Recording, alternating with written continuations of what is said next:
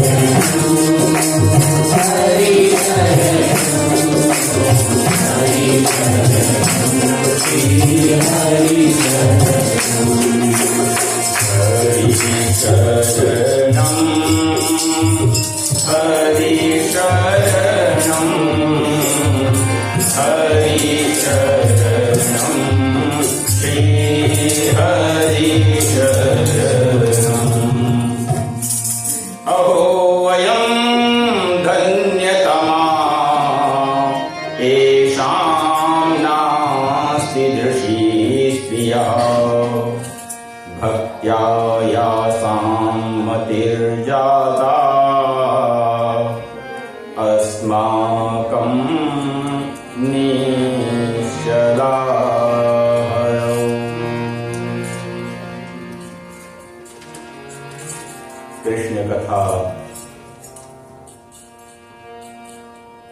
अपने प्रधान अंग में प्रविष्ट हो रही है। 10वें स्कंद को श्रीमद् भागवत का हृदय माना जाता है और उसमें से भी रास पंचाध्याय को उसका प्राण।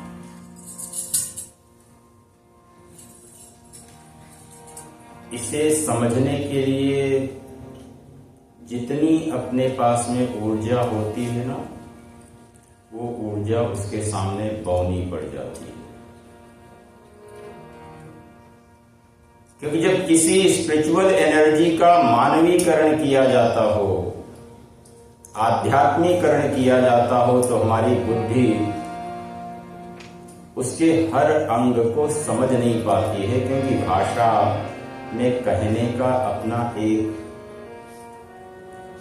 सीमा होती है कि भाषा में ऐसे ही कहा जा सकता है और इतना ही कहा जा सकता है। जैसे कोई किसी से पूछे कि मीठा कैसा है, क्या जितना मीठा हमको अनुभव हो रहा है उतना मीठा हम शब्दों में बता सकते हैं? जब किसी भी शास्त्र में किसी सत्य की, किसी घटना की चर्चा होती है, वो इसी प्रकार से होती है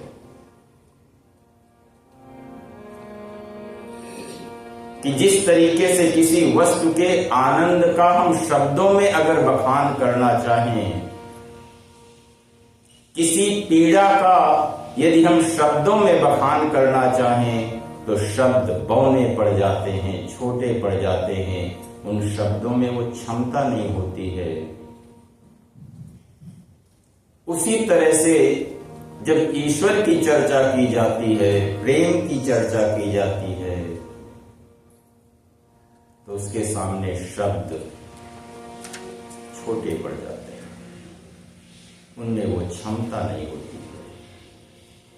और यही कारण है कि उनको अपने को बार बार अलग अलग भाव दशाओं में, अलग अलग मनोदशाओं में, अलग अलग आधिकारिक वक्ताओं के समय में सुनने की आवश्यकता पड़ती है।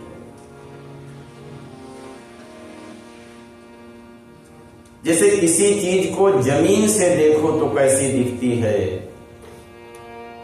आसमान से देखो तो कैसी दिखती है, अंदर से देखो तो कैसी दिखती है, बाहर से देखो तो कैसी दिखती है। कई बार क्या होता है कि हम अंधों के द्वारा हाथी देखा जाना जैसे होता है ना, उसी तरह से देख करके, सुन करके हमारा मन अपने लिए अपना दृष्टिकोण बना लेता है। अगर 10 अंधे लोग हाथी को देखने के लिए जाते हैं, कोई पूंछ पकड़ता है तो वो कहता है कि हाथी ऐसा होता है, कोई पैर पकड़ता है तो वो कहता हाथी ऐसा होता है, कोई उसके पेट को देखता तो वो कहता हाथी दीवाल की तरह से होता है, कोई उसकी सूंड को पकड़ता तो वो कहता कि हाथी खंबे की तरह से ऐसा होता, कोई कान को छूता वो कहता कि हाथी ऐसा होता है। इसी तरीके से हमारे मन की कल्पनाएं होती हैं। सोई जानई तेरी देव जलाई, जानत तुम ही तुम। श्रीमद् भागवत इस युग का, इस कालखंड का सबसे रहस्यात्मक ग्रंथ है। इसे परमहंस संहिता कहा गया है। वेद के ग्रंथों को सामान्यतया संहिता के नाम से, कि जिसमें सभी का, पूरे संसार का हित जिसमें निहित हो, उसका नाम संहिता होता है। लेकिन हमारी बुद्धि में इतनी शक्ति नहीं होती है कि उसमें से सारे संसार के कल्याण के लिए वो रस समा सके। तब ये होता है कि अपने कल्याण के लिए देख लो। जैसे टर्नरॉल जिसने भी सर्च की हुई होगी, अपने कल्याण के लिए की, इस विश्व कल्याण के लिए की,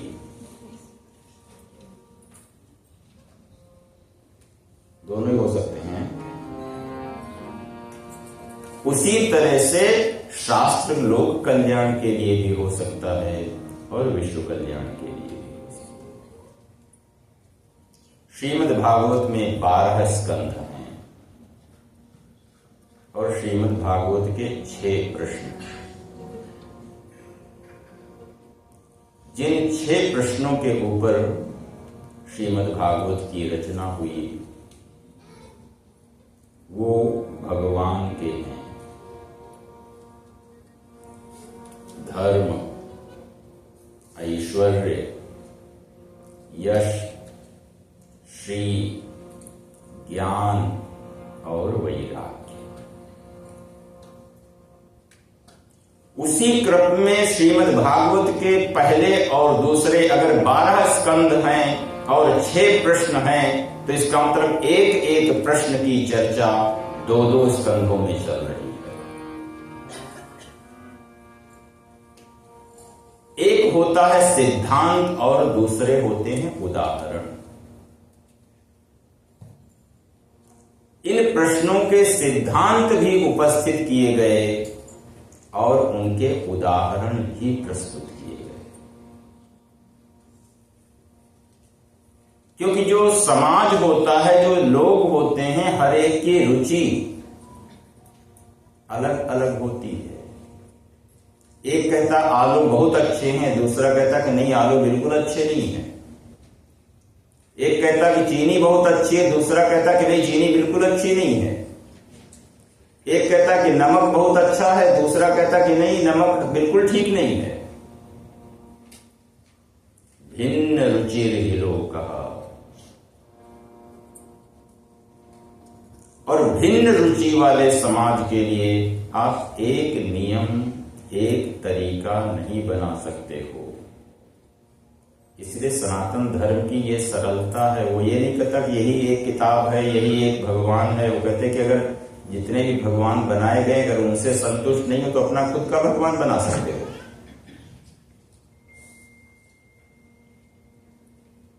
ये स्वतंत्रता है कि अपना आकार, अपना स्वरूप जो बनाना चाहो वो बना लो। ऐश्वर्यस्य समग्रस्य धर्मस्य यशः श्रियः ज्ञान वैराग्योश्चैव षण्णाम भग इति ऋणाः। कल चर्चा चल रही थी ये जो 6 भग हैं, और ये भग जिसके पास हूं उसका नाम भगवान कहा जाता है। तो पहले और दूसरे स्कंद में ज्ञान का वर्णन किया गया, तीसरे और चौथे में वैराग्य का वर्णन किया गया, 5वें और 6ठे स्कंध में यश का, धर्म का वर्णन किया गया, निरूपण किया गया, 7वें 8वें में ऐश्वर्य का वर्णन किया गया, 9वें और 10वें स्कंध में यश का वर्णन किया गया, और 11वें और 12वें स्कंध में उसी परमात्मा की श्री का वर्णन किया गया। पहले और दूसरे स्कंध में परमात्मा के ज्ञान की चर्चा है, तीसरे और चौथे में परमात्मा के वैराग्य की चर्चा है कि वो जब देवकी के घर में जन्म लेता है, फिर यशोदा के यहां चला जाता है, फिर वहां से मथुरा चला आता है और वहां से द्वारिका चला जाता है। न उसे पकड़ने में कोई समस्या होती है और ना ही उसे छोड़ने में कोई समस्या होती है। द्वारिका डूब भी जाती है, यदुकुल का संहार भी हो जाता, फिर भी वो, तो वैराग्य की चर्चा उसकी की जाती है। 5 और 6 में उसी परमात्मा के धर्म की चर्चा की गई है, उसका धर्म क्या है, और ये सब अपने जीवन के लिए उपयोगी हैं। इसीलिए शास्त्र कहता है कि परमात्मा को किसी भी तरीके से जीवन में लेकर के आने से अपने आप को जानने में सुविधा मिलती है। जगत में 3 चीजें निरंतर चलती रहती हैं, उसमें सृष्टि भी होती है, उसमें पालन भी चलता है, उसमें संहार भी चलता है, लेकिन ये सत्य का नहीं होता है। ऐसा नहीं कि अगर संसार समाप्त हो गया तो सत्य समाप्त हो गया। सत्य रहता उसी में है, लेकिन संसार के न रहने पर भी वो सत्य रहता है। जैसे अगर किसी कपड़े को फाड़ करके जला दिया जाए, उसके बाद में राख बन जाएगी, उसके बाद भी वो कपड़ा होता है उसमें कि नहीं होता है? जो उसका कार्बन है वो अभी भी वहां पे है, और जैसे उसको संयोग मिलेगा वो फिर से उसी रूप में, अलग रूप में, किसी अलग रूप में सामने प्रकट हो जाएगा।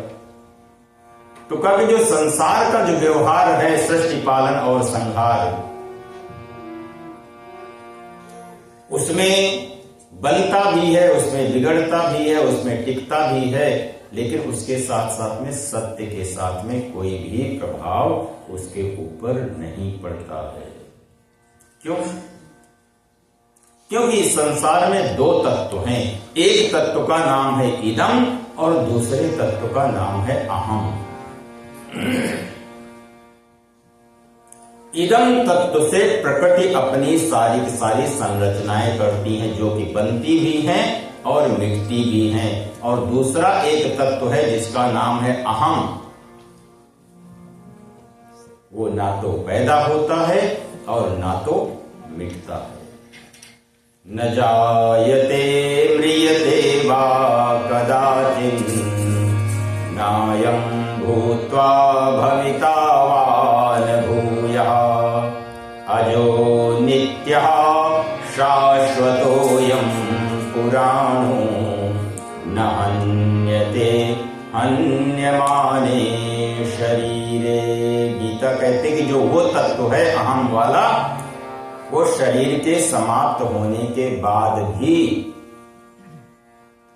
समाप्त नहीं होता है। तो भागवत कहती जो कभी भी नहीं समाप्त होता है, निरंतर रहने वाला है, ऐसे तत्व को पकड़ा जाए, या कि जो पैदा होता है और समाप्त हो जाता है, ऐसे तत्व को पकड़ा जाए। मीरा तो कहती कि ऐसे वर को का करूं कि जो उपजे मर जाए।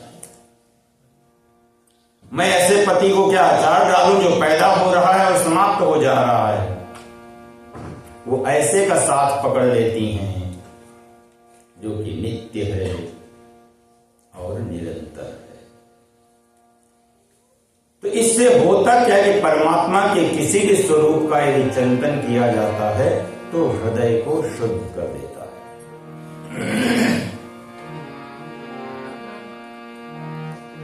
हृदय की शुद्धि का एक अर्थ है कि हमारी हृदय में बहुत सारी वासनाएं होती हैं, बहुत सारी इच्छाएं होती हैं, और बाहर से अगर देखो तो अपने को पता चलेगा कि नहीं, हमारे हृदय में तो कोई गंदगी नहीं है। लेकिन जब ब्लड टेस्ट करवाएंगे तब पकड़ में आ जाएगी कि नहीं आ जाएगी। तो बाहर से तो वो नहीं दिखाई दे रहा है, इसलिए शास्त्र कहता है कि जब उसकी तरफ जाने का समय होता है उस समय हृदय शुद्धि आवश्यक होती है। आहार शुद्धो सत्व शुद्धि, सत्व शुद्धो ध्रुवा शुद्धि। आहार शुद्ध हो जिससे कि गुण शुद्ध होते हैं। अगर गुण शुद्ध होते हैं तो हमारी जो स्मृति होती है, जो मेमोरी होती है, वो शुद्ध हो जाती है, साफ हो जाती है। कई बार देखो कि अपनी बुद्धि को यदि ये देखना है कि हमारी बुद्धि साफ है कि नहीं है, तो कैसे पहचान होगी कि हमारी बुद्धि याद क्या रखती है। किसी ने हमारे साथ बुरा किया था, हम उसको याद ज्यादा रखते हैं, या किसी ने हमारे साथ में अच्छा किया था, हम उसको ज्यादा याद करते हैं। यदि हमारी स्मृति मैली होगी तो बुराई को याद करेगी, बुराई को पकड़ करके रखेगी। अगर स्मृति अच्छी होगी, साफ होगी, तो वो अच्छी चीजों को जीवन में लेकर के चलती है। और ये जो शुद्धता है, जो प्योरिटी है, ये परमात्मा के स्वरूप को वाइड फॉर्म में समझने में मदद करती है। जैसे जैसे शुद्धता बढ़ती चली जाती है वैसे ही स्वरूप अपने को समझ में आने लग जाता है। क्योंकि सत्य यहां पे खुला हुआ नहीं है, बाजार में नहीं मिल रहा है, ढका हुआ है। कोई भी दुनिया का गुरु किसी भी शिष्य को सत्य दे नहीं सकता है, केवल इशारा कर सकता है कि इस रास्ते पर चलते हुए जाओगे तो सत्य मिल जाएगा, इस तरीके से जाओगे तो सत्य मिल जाएगा। भगवान बुद्ध अपने जीवन में कितना भटके, किसको कोई भी गुरु नहीं था जिसको उन्होंने छोड़ा हो, लेकिन सत्य दिया नहीं जा सकता है, उसके इशारे किए जा सकते हैं। और जिस समय वो खुद में उस स्थिति तक पहुंचे, उस सत्य का उनको अनुभव। तो जो शुद्धता है,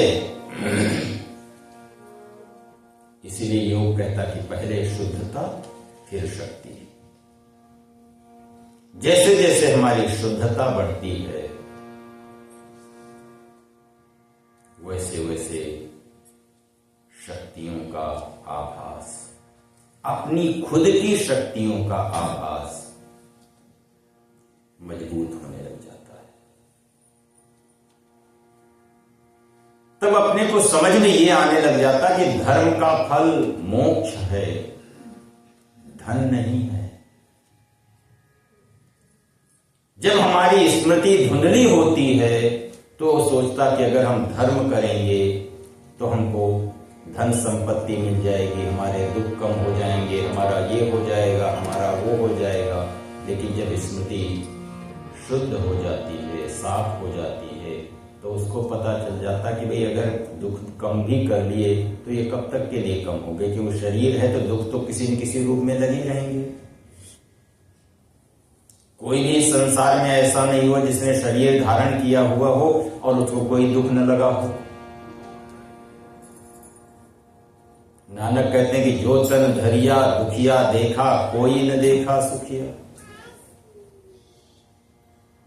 क्योंकि ये तो शरीर के साथ में है, लेकिन शुद्धता क्या करती है, जो जिसका लक्ष्य होता है वो बता देती है कि धर्म का लक्ष्य धन नहीं है, धर्म का लक्ष्य मोक्ष है।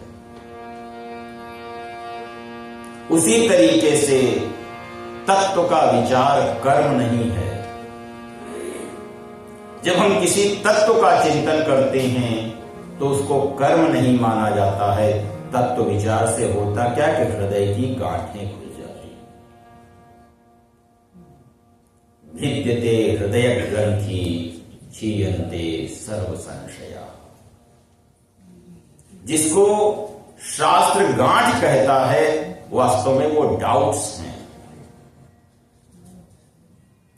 बहुत सारे डाउट्स हमारे मन में भरे हुए होते हैं, बहुत सारी मान्यताएं हमारे मन में लगी हुई होती हैं। इसलिए किसी किसी का जीवन जो होता है ना, वो मानने से ही चलता है, वो मान लेते हैं। और जब एक बार मान लेते हैं तो फिर जानने का प्रयास धीमा पड़ जाता है। इसलिए शास्त्र कहता कि बचपने में तो मानने से चल सकता है काम, लेकिन जैसे जैसे आगे बढ़ो तो उस समय जानने का प्रयास होना चाहिए। एक जीवन है कि मान करके चलो और दूसरा जीवन है कि जान करके चलो। आसान नहीं होता है हर चीज को अपने जीवन को जान लेना। और सबसे अच्छा अगर किसी को जानना हो तो क्या जानना है, कहा कि अपने आप को जान लो। यदि हमने अपने आप को जान लिया तो सारे संसार को जान लिया। क्योंकि एक सिद्धांत है, यद अंडे तद ब्रह्मांडे। जो हमारे शरीर में है उसी का बाह्य रूप, उसी का बड़ा बड़ा आकार बाहर सारी दुनिया में। तो यदि जानना चाहते हैं तो अपने आप को जान लिया जाए। और जब एक बार जितना जितना हम अपने आप को जानने लग जाते हैं, यही जानते जानते धीरे धीरे आने ये लग जाता है कि जब वेद कहता ना अहम ब्रह्मास्मि, मैं उसी का रूप हूं, और जो हमारे सामने दिखाई दे रहा है तत्त्वमसि, तुम भी वही हो, जो हम हैं वही तुम हो। रिफ्लेक्शन हर क्रिया की प्रतिक्रिया। अगर हम अपने आप को गुस्से में देखते हैं तो बाहर रिफ्लेक्शन वही होगा, हम अपने आप में चोर देखते हैं तो हमको बाहर भी चोर दिखाई देगा। जो जो हमको अपने में दिखेगा, अपने अंदर फियर होगा, हमको बाहर भी वही भय दिखाई देगा। तो जैसे जैसे हृदय की गांठें खुलने लग जाती हैं तो संशय, डाउट्स जो हैं वो क्लियर होने लग जाते हैं, कर्म क्षीण होने लग जाते हैं, तब हमारा मन परमात्मा के बारे में, सत्य के बारे में जानने के बहाने ढूंढने लग जाता है। अभी तो कई बार हमको न सुनना पड़े इसके लिए बहाने ढूंढे जाते हैं, लेकिन जिन लोगों के जीवन में शुद्धता आ जाती है वो सुनने के, हरि चर्चा सुनने के, ईश्वर के बारे में सुनने के लिए बहाने ढूंढते हैं। नारद जी को देखो कि जहां भी उनको मौका मिल जाता है वहीं कोई न कोई बहाना तैयार कर लेते जाए। सनक सनंदन सनातन सनत कुमार के पास जाना हो तो वहां उनसे कहते कि महाराज भगवान की कथा सुना दो। रामकृष्ण परमहंस को देखो, विवेकानंद को किस लिए बुलाते थे कि उसके भजन सुना दो। तो हृदय की शुद्धि जैसे जैसे हो जाती है वैसे वैसे हमारा मन परमात्मा के बारे में सुनना चाहता है। और ये सुनना पहली सीढ़ी है। पहले भी चर्चा हुई थी कि जितना भी जो कुछ भी हमारे अंदर प्रवेश हो रहा है वो ज्यादातर सुनने से ही प्रविष्ट हो रहा है। भद्रं कर्णेभिः शृणुयाम। सुनने से क्या होता है, जो साध्य और साधन, कि हमारा साध्य क्या है और हमारे पास में साधन क्या,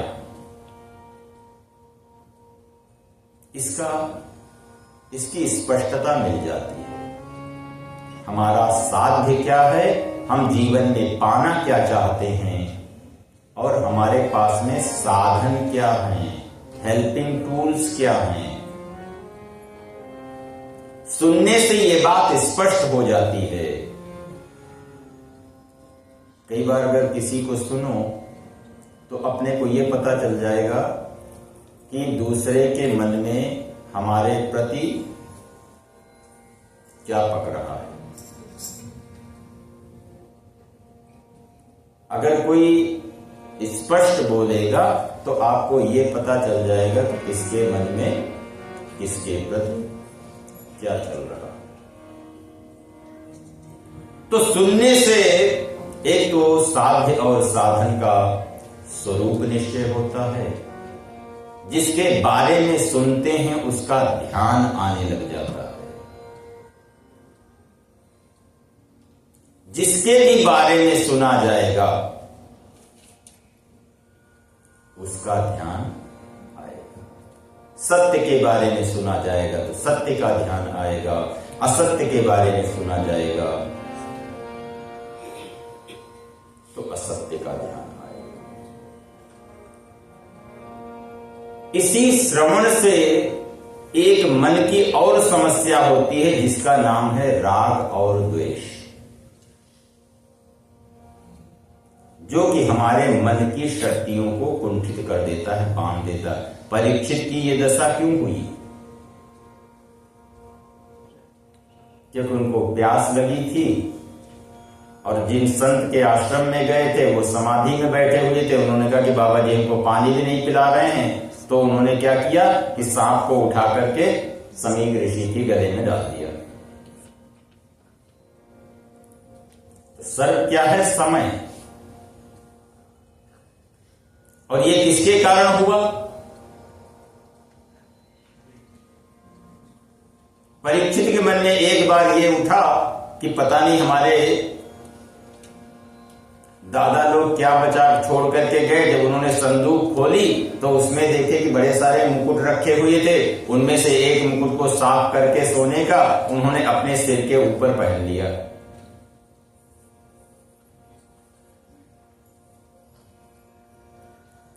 अन्यायार्जित संपत्ति हृदय को, मन को दूषित कर देती है। और वो मुकुट था जरासंध का। परीक्षित ने अपने जीवन में कभी ऐसी कोई घटना नहीं घटाई, लेकिन इसीलिए अपने यहां कहते हैं कि जो कुछ भी हम पहन रहे हैं उसके भी संस्कार हमारे मन के ऊपर होते हैं।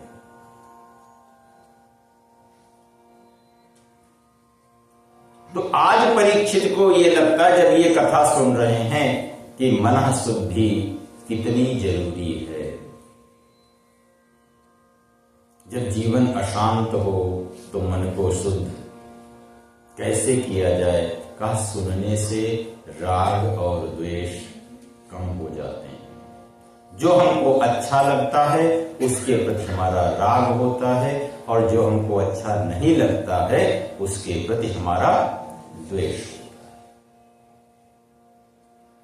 तो कहा इसके लिए और क्या करना चाहिए? कहा कि इसके लिए ध्यान का प्रयोग करना चाहिए। जो भी हम सुन रहे होते हैं, यदि उसमें श्रद्धा न हो तो वो सुनना अपनी समझ में नहीं आता। यदि श्रद्धा से सुना जाए तब तो वो समझ में आता है, और अगर श्रद्धा से न सुना जाए तो सारा ग्रंथ समझ जाने के बाद में भी ये नहीं पता चलता सीता किसका बाप था। सारी रामायण सुनने के बाद में ये नहीं पता चल पाता कि राम कौन था और रावण कौन था।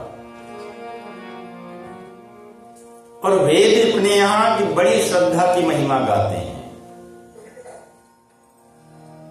वो कहते हैं श्रद्धा जो है वो एक मार्ग है, लक्ष्य नहीं है।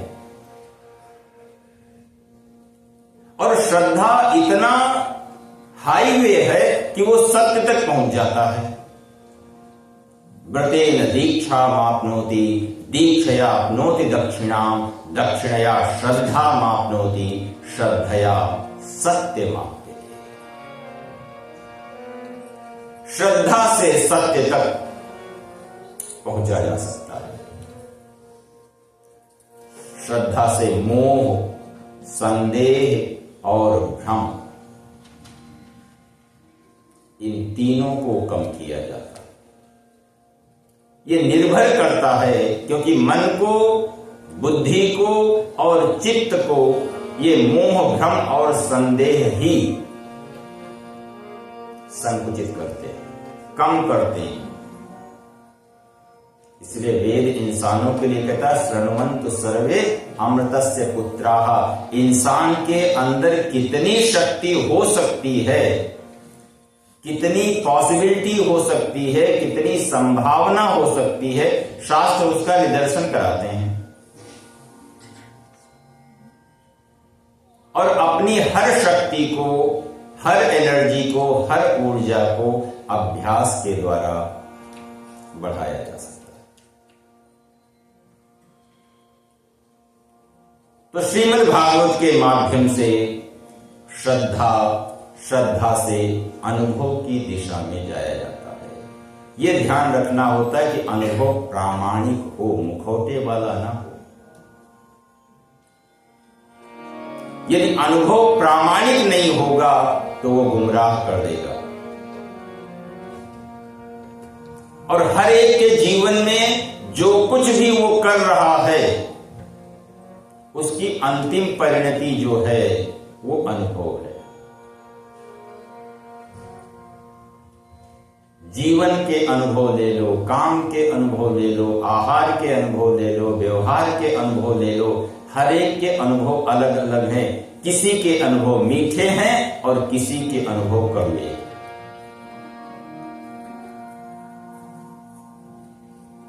किसी को लगता है इस संसार में बहुत अच्छे लोग रहते हैं और किसी को लगता है कि नहीं, इस संसार में सबसे ज्यादा बुरे लोग रहते हैं। बुद्धि की आंख अनुभव बन जाती है। ये निर्भर करता है कि हमारा अनुभव कैसा रहा। अनु माने पश्चात, भव माने होना।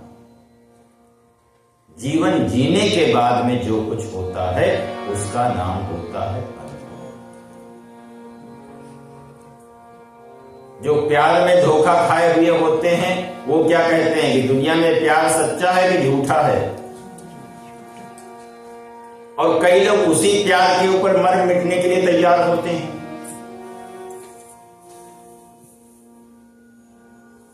तो जो अनुभव है वो अंदर जाने में मदद करता है कि अगर भीतर तक जाना हो तो अनुभव का सहारा सबसे मजबूत होता है। गोपियां अनेक जन्मों के अनुभव को लेकर के आज वृंदावन में, और वही अनुभव उनके अंदर के परमात्मा और बाहर के परमात्मा दोनों को जोड़ देता है। इसलिए गोस्वामी जी रामायण में क्या कहते हैं, भवानी शंकरो वंदे श्रद्धा विश्वास रूपिणो याभ्याम बिना न पश्यन्ति सिद्धा स्वात्मस्तमीश्वरम। अपने अंदर जो ईश्वर का स्वरूप है बिना श्रद्धा और विश्वास के दिखाई नहीं देता है। अनुभव से विश्वास पैदा होता है।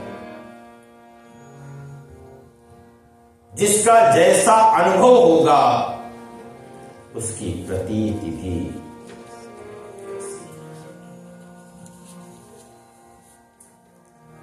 कोई होता है वो कहता है कि हमको व्यक्ति का साथ चाहिए, हमें पैसे का साथ नहीं चाहिए। दूसरा कहता है कि नहीं, व्यक्ति का साथ सही नहीं होता है, पैसे का साथ सही होता है।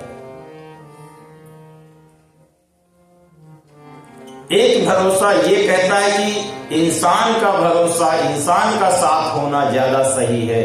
दूसरा कहता है कि नहीं, पैसा पास होना बहुत जरूरी है। अगर पैसा नहीं हुआ तो कोई नहीं पूछेगा। और ये निर्णय हमारी बुद्धि किसके आधार पर बनाती है? अनुभव के आधार पर बनाती है कि हमें अपने जीवन का अनुभव क्या है। जैसे जैसे ये अनुभव मजबूत होने लग जाता है, विश्वास में बदलने लग जाता है, तो रास में प्रवेश करने की छटपटाहट होने कि बिनु विश्वास भगति नहीं, और त्यहि बिन द्रवहीन राम। राम कृपा बिनु सपने हूँ, जीवन लावे श्याम। ये मार्ग शास्त्र क्यों देता है? कि ताकि हमारा मन, हमारी बुद्धि, हमारा चित्त चैन से बैठ सके, विश्राम में बैठ सके। अगर विश्राम के शब्द को तोड़ा जाए तो दो शब्द निकलते हैं, एक है विश और दूसरा है राम। दोनों का मिक्सर है। दोनों ही परिस्थितियों में ये मन को शांत रख देता। जो विश्वास होता है ना, वो हर परिस्थिति में, अच्छी परिस्थिति आती है तो भी और खराब परिस्थिति आती है तो भी, दोनों में विश्वास को डगमगाने नहीं देता है कि जब कोई नहीं होगा उस समय हमारे साथ परमात्मा होगा। सब छोड़ करके चले जाएंगे लेकिन वो हमेशा हमारे साथ में रहेगा। और जब ये भरोसा बन जाता है तो हर एक में उसकी छाया दिखाई देती है। अपने को लगता है कि वो अगर आज अपने सामने भगवान आ जाए और आज के मॉडर्न जमाने में तो रिकॉग्नाइज करेंगे क्या? आईडी पूछेंगे? क्योंकि हमारी मान्यता है कि उसको अगर आना है वो अगर आए उसी तरीके से अगर आए रामलीला के कपड़े पहन करके, तब तो हमारा मन मानेगा कि आए हो। अगर कहीं वो जीन पहन करके आ जाता, सेल फोन लेकर के आ जाता है, अपने जीवन में हजारों बार वो आता है, एक दो बार नहीं, हजारों बार वो अपने जीवन में आता है। लेकिन किस रूप में आता है अपने को ये आभास नहीं हो पाता है।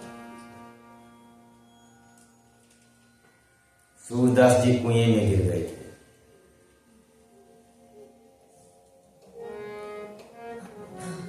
जब कोई नहीं आया तो कृष्ण आ गए कि बाबा हम यहां के ग्वाले हैं, चलो हम तुमको कुएं से निकाल देते हैं।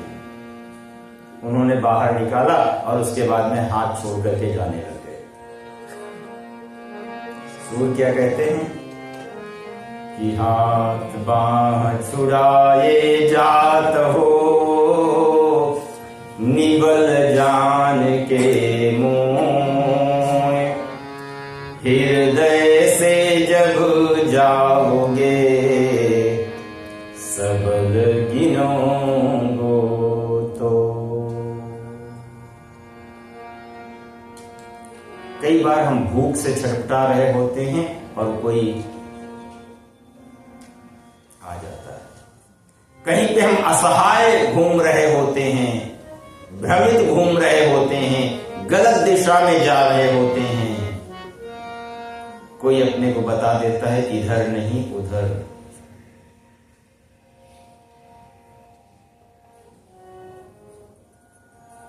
बावरा जी एक कथा कहते थे कि पंजाब में वो जाया करते थे, जो रास्ते में सुबह सुबह जमादार रास्ता नहीं साफ करते थे, वो सड़क पे झाड़ू लगा रहे थे और ये अपनी ही सुध-बुध में किसी उधेड़-बुन में जा रहे थे। तो उस झाड़ू लगाने वाले ने कहा कि बाबे एक पासे हो जा, बस पर्याप्त कि बाबा जी एक तरफ हो जाओ। और जब अनुभव प्रतीति तक पहुंच जाता है, विश्वास तक पहुंच जाता है, तो हर शब्द हर वाणी उसकी वाणी बन जाती है। वेद ने तो स्पष्ट कर दिया कि सहस्र शीर्षा पुरुषः सहस्राक्ष सहस्रपाद सभूमिगुम सर्वतस्प्रत्वा अत्यतिष्ठत् दशांगुलम्। उसके हजारों हाथ हैं और उसके हजारों सिर हैं। ये पता नहीं वो किस शीश के माध्यम से हमें उस दिशा में लेकर के जाने लगे।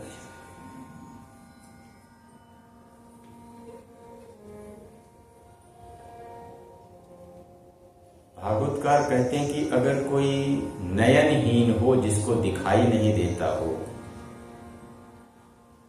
जो बिना आंख वाले को नहीं दिखता है, अगर 100 भी बिना आंख वाले बैठ जाएं, 1000 भी बिना आंख वाले बैठ जाएं, तब भी उससे कोई अंतर नहीं पड़ता।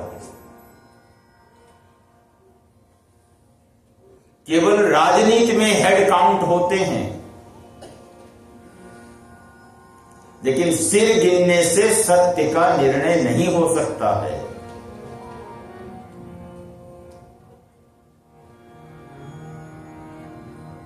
अगर 100 सूर मिलकर के कहें कि ऐसा नहीं है, 100 उल्लू मिलकर के कहें कि सूरज नहीं कभी नहीं निकलता है, 1000 लोग मिलकर के कहें कि नहीं कभी ये नहीं होता है, फिर भी वो सत्य नहीं होता है। भगवान कृष्ण ने वत्सासुर की, बकासुर की, अघासुर की, कालिय नाग के दमन की, गोपियों के चीर हरण की, गोवर्धन धारण की, ये सारी की सारी लीलाएं की।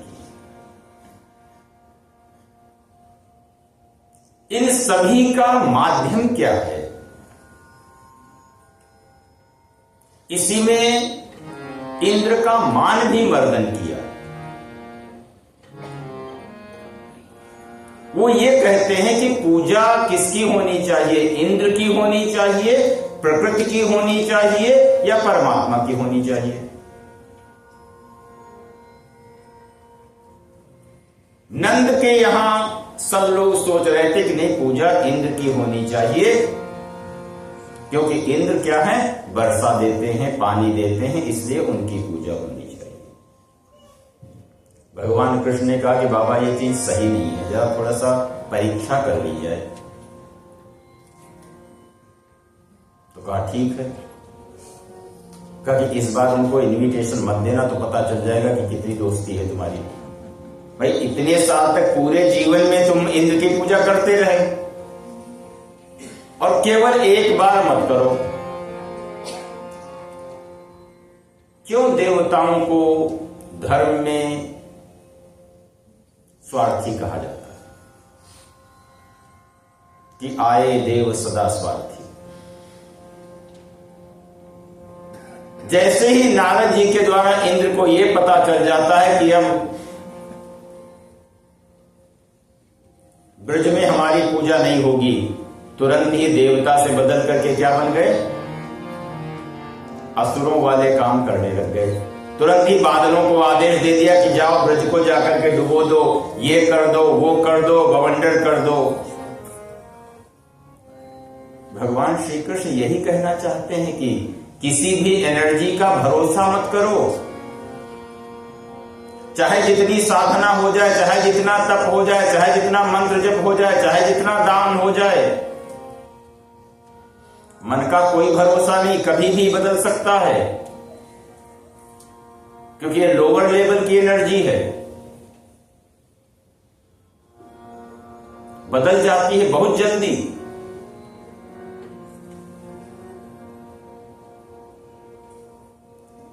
इसीलिए हम जो भी अन्न खाते हैं, कितनी पॉसिबिलिटी होती है कि वो अन्न की ऊर्जा,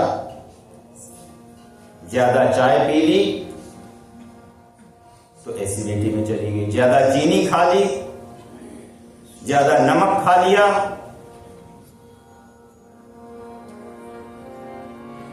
क्योंकि जो लोअर लेवल की एनर्जीज होती हैं उनमें ये पॉसिबिलिटीज होती हैं। शास्त्र देवताओं को इंद्रिय का आधार मानते हैं। वो कहते हैं इंद्रिय द्वार झरोखा नाना, तहां तहां सुर बैठे करे खाना, आवत देख ही विषय बयारी, ते हठ दे ही कपाट। जो सेंसेस के लेवल की एनर्जी होती है वो कब बदल जाए कोई भरोसा नहीं। हमारी आंख कब किसमें कुछ देखने लग जाए, आंख का भरोसा नहीं कर सकते। हमारे कान कब किससे क्या सुनने लग जाएं, कोई भरोसा नहीं। जो इंद्र अभी तक देवताओं के तरह से एक्ट करते थे, बनते थे, और जैसे उनको नारद जी से पता चलता है कि नहीं ब्रज में अब हमारी पूजा नहीं होगी, तुरंत ही वो एनर्जी। इसीलिए गोस्वामी जी कहते हैं कि सुर नर मुनि सबकई यह रीति, स्वार्थ लागी करें सब प्रिय। इस संसार में हर कोई एक दूसरे को जो चाह रहा है वो स्वार्थ से चाह। नवा अरे पत्ति कामाय पति प्रियो भवति आत्मनस्तु कामाय सर्वं प्रियो। अपने ही काम के लिए हर चीज हमको अच्छी लगती है।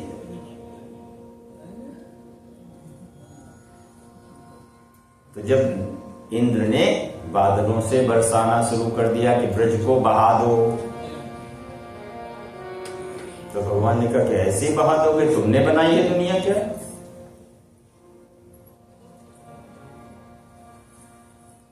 उस समय सभी ब्रजवासियों को बुलाया कि कहा चलो, हमने गोवर्धन की पूजा की थी, उन्हीं के पास में चलते हैं और गोवर्धन को अपनी उंगली के ऊपर उठा करके रख लिया। बोले गोवर्धन भगवान की। गिरिराज धरण प्रभु तुम्हारी शरण, गिरिराज धरण प्रभु तुम्हारी शरण, गिरिराज धरण प्रभु तुम्हारी शरण, गिरिराज धरण प्रभु तुम्हारी शरण, प्रभु तुम्हारी शरण, तुम्हारी शरण, प्रभु तुम्हारी शरण, तुम्हारी शरण, प्रभु तुम्हारी शरण, तुम्हारी शरण, प्रभु तुम्हारी शरण, तुम्हारी शरण, गिरिराज धरण प्रभु तुम्हारी शरण, गिरिराज धरण प्रभु तुम्हारी शरण, गिरिराज धरण प्रभु तुम्हारी शरण, गिरिराज धरण प्रभु तुम्हारी शरण, प्रभु तुम्हारी शरण, तुम्हारी शरण, प्रभु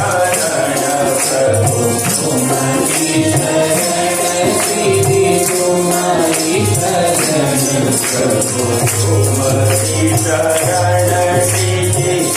शरण, तुम्हारी शरण, प्रभु तुम्हारी शरण, तुम्हारी शरण, प्रभु तुम्हारी शरण, तुम्हारी शरण, गिरिराज धरण प्रभु तुम्हारी शरण, गिरिराज धरण प्रभु तुम्हारी शरण,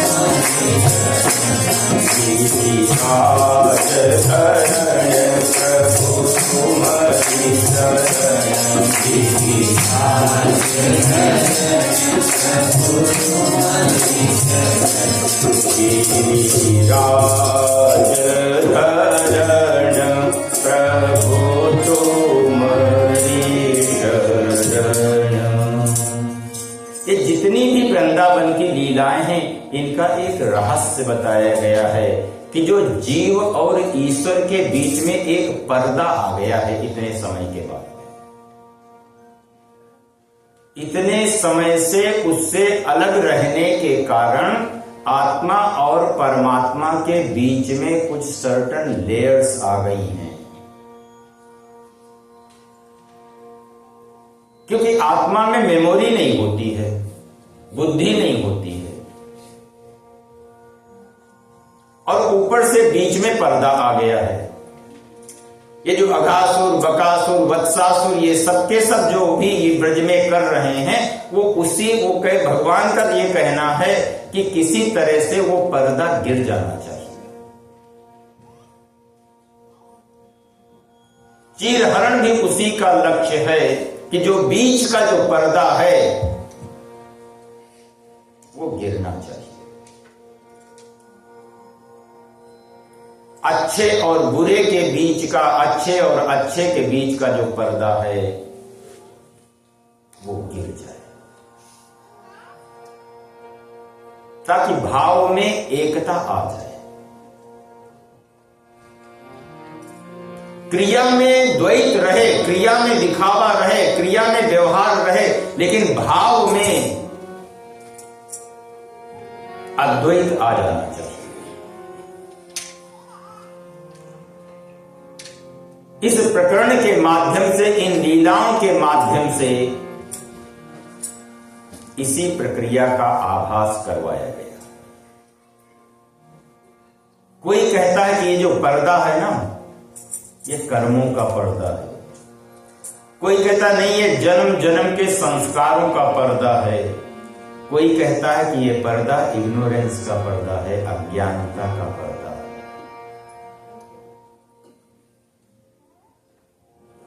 और जिसके जैसे जैसे जो जो पर्दे हटते चले जाते हैं, उसका उसका रास में प्रवेश होता चला जाता है। बिना पर्दा हटे रास में प्रविष्ट हो पाना संभव नहीं। रास को समझना आसान नहीं है जब तक कि पर्दा नहीं हटता है। किसी के पास कर्मों का पर्दा होगा, किसी के पास संस्कारों का पर्दा होगा, और किसी के पास में अज्ञानता का पर्दा।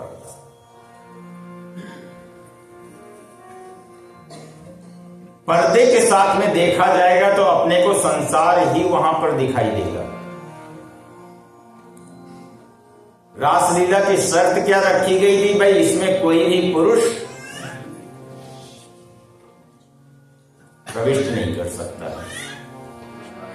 और इसीलिए जो रास हो भी रहा है वो किस क्रम में हो रहा है? एक कृष्ण और एक गोपी। अगर वहां पे हजारों गोपियां हैं तो वहां पे हजारों कृष्ण बन जाते हैं। लेकिन एक व्यक्ति बिना टिकट के वहां पे घुस आ जाता है, और जैसे घुस आता है वैसे कन्हैया चला जाता है।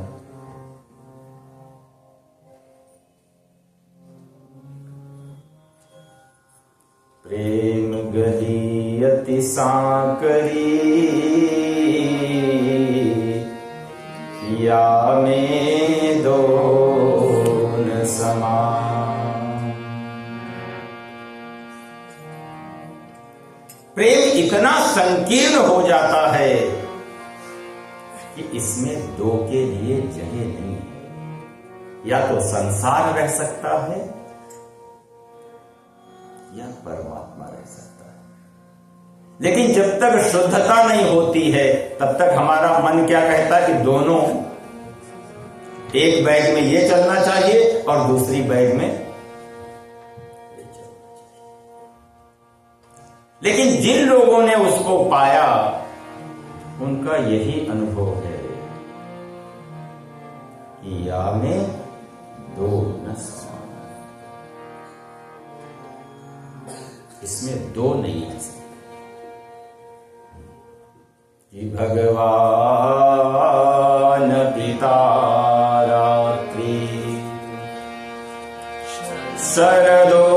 शरदोत्फुल्ल मल्लिका। शरद की रात्रि में ये रास हुआ। यमुना के तट पर। तो यहां पर जो गोपियां हैं वो 6 प्रकार की हैं। कुछ नित्य सिद्ध है, कुछ साधन सिद्ध हैं, कुछ अनुग्रह सिद्ध हैं, कुछ श्रुति रूपा हैं, कुछ ऋषि रूपा हैं, और कुछ साधारण हैं। ये 6 कैटेगरीज हैं गोपियों की। जो लोग बीच में से पर्दा हटा लेते हैं, निकाल लेते हैं, उनकी ये 6 कैटेगरियां हैं।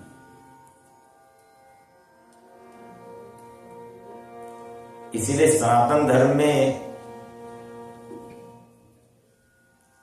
जो स्कूल्स ऑफ थॉट्स कितने हैं? 6, जिनको शास्त्र कहा जाता है। 4 वेद 6 शास्त्र में, और एक एक शास्त्र का अपना दर्शन है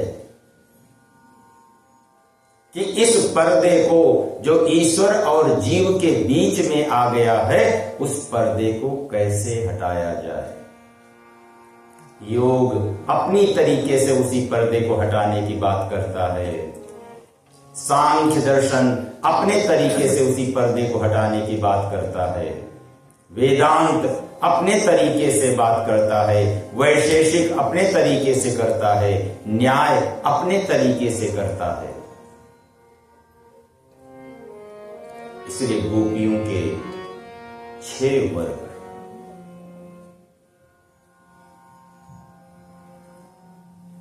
जिनके बीच का पर्दा हट गया। क्योंकि एंट्री बैन क्यों लगाया गया? क्योंकि वेद कहता है तमई वेश भ्रमते एन लभ्यः, जिसका वो वर्ण करना चाहे वही उसे प्राप्त कर सकता है। स्वयं जाने जेहि देव जनाई, जानत तुम्हि तुम्हि। वही जान सकता है जिसको वो जनाना चाहे, वही देख सकता है जिसको वो दिखाना चाहे। तो गोपियों के साथ में रास इतनी देर तक हुआ, और इतनी देर तक रास होते होते गोपियों के मन में एक और घुस गया, जिसका नाम था अहम।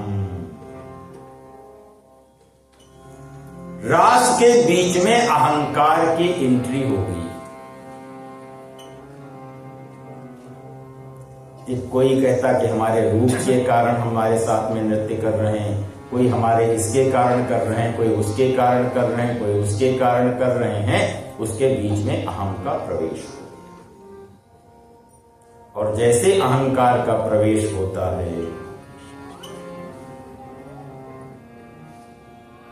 वैसे ही कृष्ण वहां से अंतर ध्यान हो जाते हैं। इस प्रकरण में क्या बताते हैं कि वास्तव में जो पर्दा है वो किस चीज का है? अहंकार। आई ही पर्दा, मैं ही पर्दा है।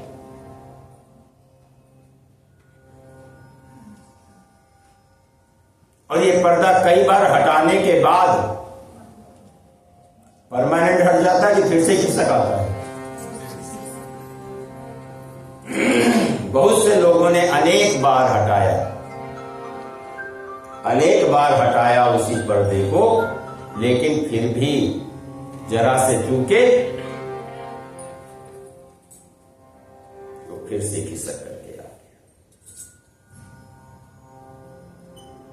अब जब कृष्ण चला गया, कृष्ण के लिए सब कुछ किया, तब गोपियों ने क्या किया? कभी देखो कि अहंकार में जीवन में हम सब कुछ जो कर जाते हैं और करने के बाद में हंसते हैं कि रोते हैं। गोपियों ने भी क्या किया? रुरुदुः सुस्वरम राजन,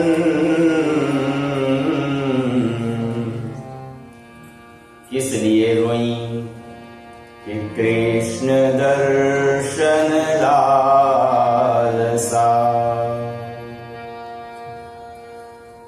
जब बीच में अहम आ गया,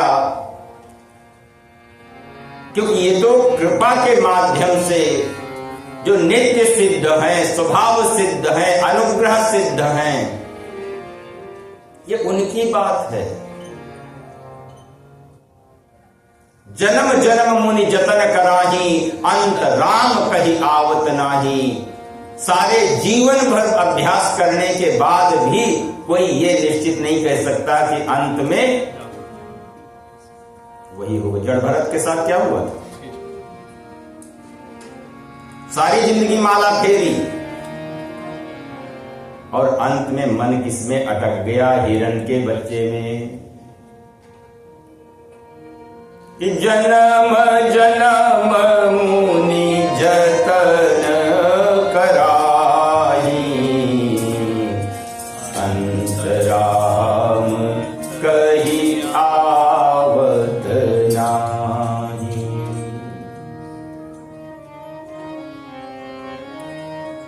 इसीलिए संतों ने कहा कि भैया सबका भरोसा कर लेना, लेकिन अपने मन का भरोसा मत करना।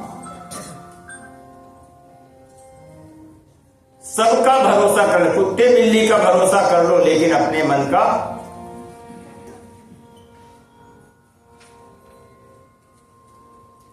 और थोड़े समय में देखना कि एआई का भरोसा ज्यादा प्रामाणिक होगा बजाय इंसान के भरोसे के।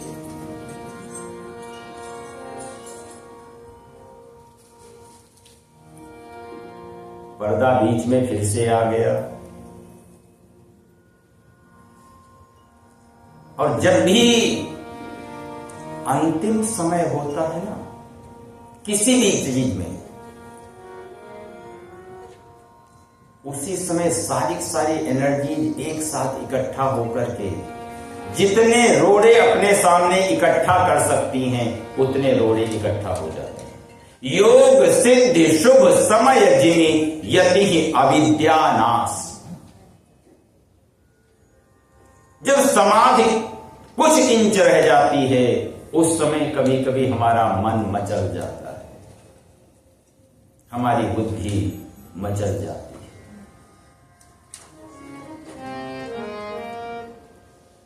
योग सिद्धि शुभ समय जिनि यति ही अविद्या। अहम का प्रवेश हो जाता है और अहम के प्रवेश होते ही कृष्ण अंतर ध्यान हो गए। और जब कृष्ण जो दिखाई दे रहे थे कि अब तो अकेले अकेले हो। कई बार देखो कि अभी जो शरीर इतना अच्छा दिख रहा है, सब कुछ चकाचक चल रहा है, और उसमें से ऐसे अगर कृष्ण निकल जाएं,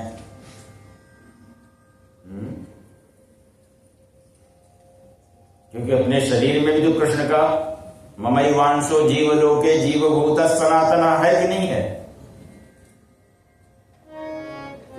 और ये हम जानते हैं या कि मानते हैं कि हमारे अंदर आत्मा है, ये हम जानते हैं या मानते हैं। लड़खड़ाओ। कुछ कहो जानते हैं, कुछ कहो मानते हैं, दोनों चीजें चल जाएंगी।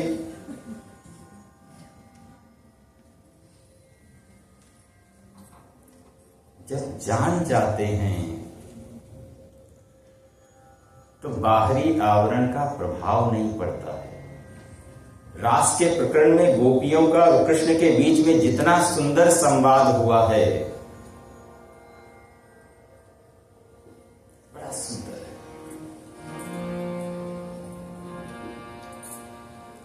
लेकिन जो अहम है बीच में, इतने नजदीक होने के बाद भी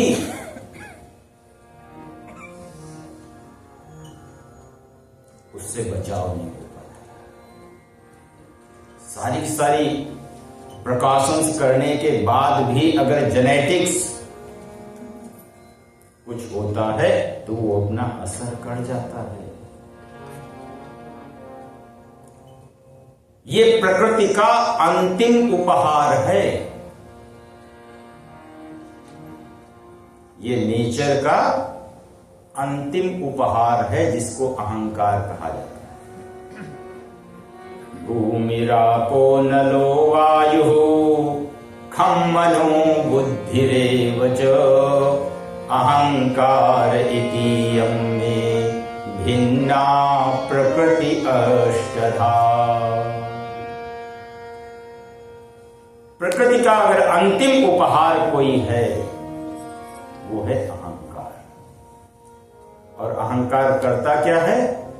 दूसरे से अपने को सेपरेट कर देता है, अलग कर देता है। धर्म क्या कहता है कि मिल जाओ उसके साथ में, लेकिन अहंकार कहता है कि नहीं, डिस्टेंस बना लो।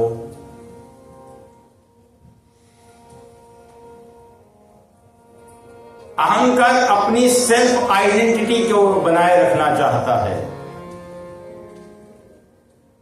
लेकिन धर्म कहता है कि तुम्हारी कोई आइडेंटिटी है ही नहीं, सारी यहां पे किराए पे ली हुई चीजें हैं।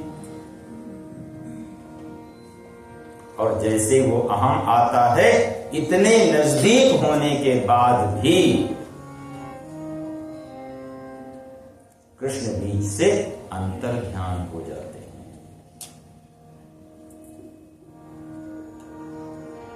रुरुदुः सुस्वरं राजन्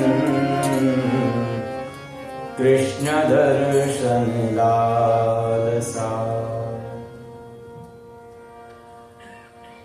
कुछ कथाकार कहते हैं कि जब रास चल रहा था ना, तो भगवान शंकर को भी कुछ गुदगुदी हुई कि भाई हमें भी रास में चलना चाहिए।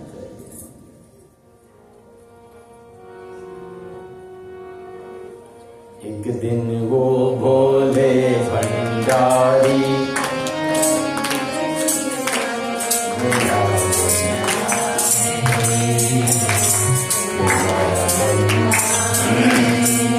पार्वती जी मना के हारी ना माने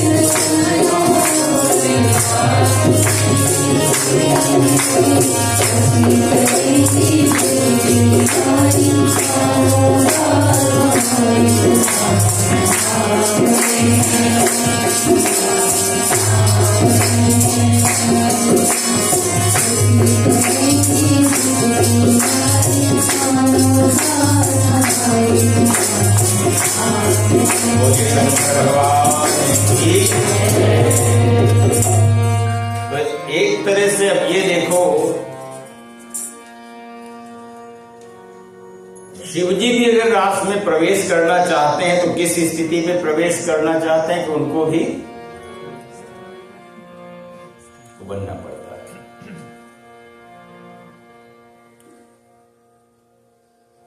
जबकि आत्मा के स्तर पे अगर देखा जाए, ना कोई पुरुष है और ना कोई, वहां पर कोई ये लिंग भेद नहीं चलता है। और ये लिंग भेद किस आधार पे बने हुए हैं? शरीर के आधार पर। तो जब गोपियों को अपनी भूल का एहसास हो गया कि हमसे गलती कहां हुई, और गलती का पश्चाताप करने के लिए केवल एक रास्ता अपने पास में बचा है कि रो। रुरुदु सुस्वरम राजन कृष्ण दर्शन। गोपियां जब रोई और उन्होंने रोते रोते जो गाया, जो कहा, श्रीमद् भागवत में उसे गोपी गीत कहा गया। आज हम लोग भी पाठ करेंगे उसका। जयति तेऽधिकम् जन्मना वेजा शयत इंदिरा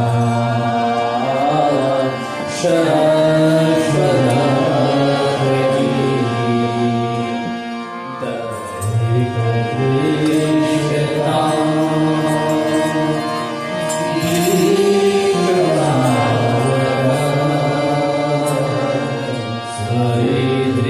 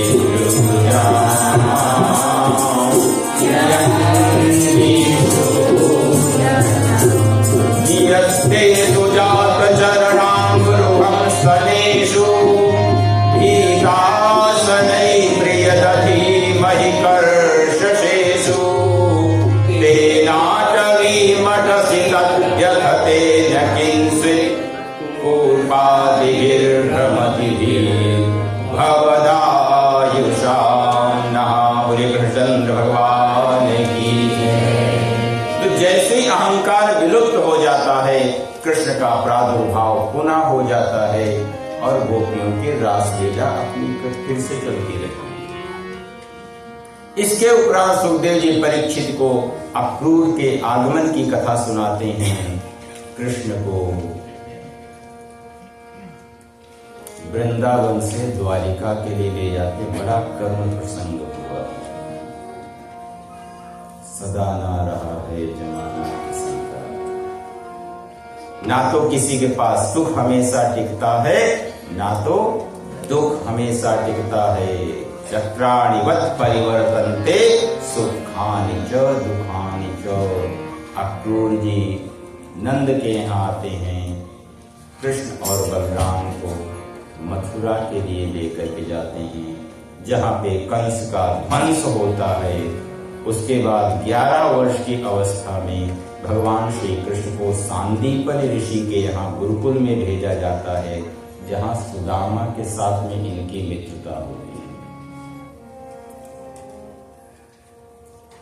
उद्धव जब वहां से पढ़ लिख करके फिर से मथुरा आते हैं, जरासंध के आक्रमण होते हैं। उद्धव गोपियों को संदेशा भिजवा लेकर के जाते हैं और गोपियां उनके संदेश को, उनकी ज्ञान की भाषा को तार तार करके उनको प्रेम में रंग करके वापस कन्हैया के पास में वापस भेज देती है। उद्धव की बुद्धि प्रेम के आगे किसी काम की नहीं आई। उद्धव और गोपी संवाद होता है और फिर मथुरा से द्वारिका के लिए गमन होता है, क्योंकि जरासंध के आक्रमण। मथुरा से द्वारिका की ओर गमन होता है। वहां पे भगवान श्री कृष्ण के अनेक विवाह प्रसंगों की कथाएं हैं। 11वें स्कंद में मुक्ति की कथा है कि मुक्ति किसकी होती है, शरीर की होती है, मन की होती है, बुद्धि की होती है या आत्मा की होती है, उसकी चर्चा की गई। उस क्रम में कहा गया कि अज्ञान से ही मुक्ति वास्तव में मुक्ति है। अध्यास से मुक्ति, अन्यथा रूप से मुक्ति, जो जिसका नहीं है उससे छूट जाना ही मुक्ति है। यदि गुरु के संहार की कथा कही गई, 9 योगेश्वरों के सत्संग की कथा कही गई। वास्तव में 9 योगेश्वर जो है ना, वो नवधा भक्त के आने वाले अंदर आने वाले जो व्यवधान है, उनके समाधान 9 योगेश्वरों के रूप में अपने को प्राप्त होते हैं।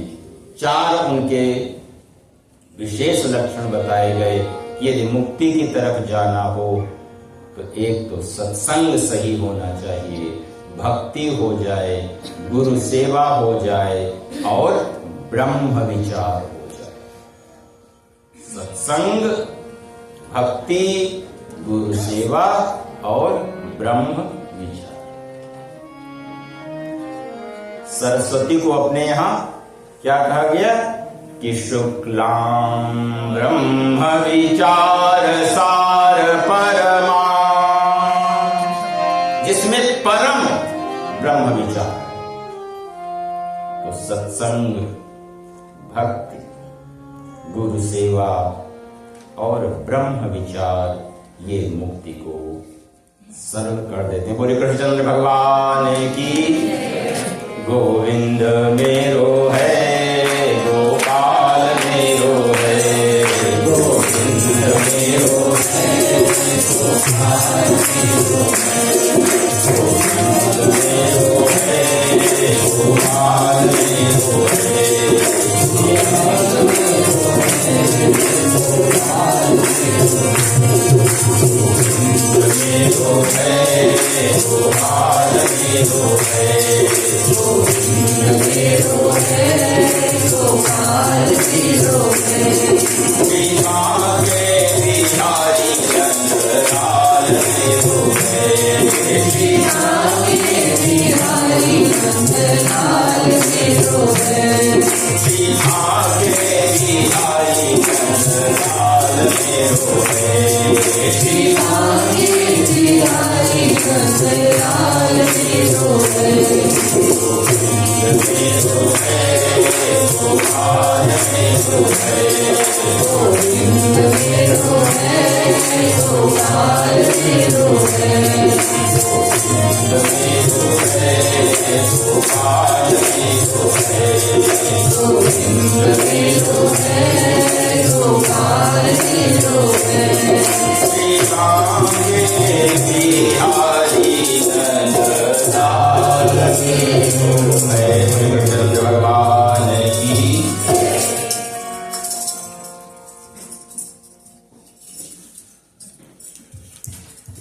नमस्कार।